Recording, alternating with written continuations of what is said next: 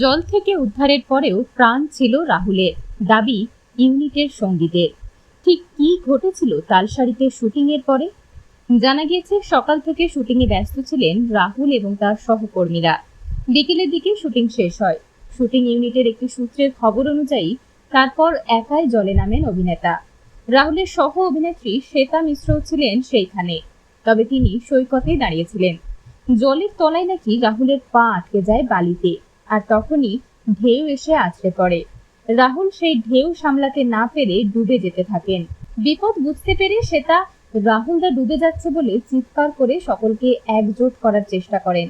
ঘটনা প্রত্যক্ষদর্শী তথা অভিনেতা দিগন্ত বাগচির কথায়, হয় ও সাঁতার জানতো না বা কোনোভাবে আটকে পড়েছিল।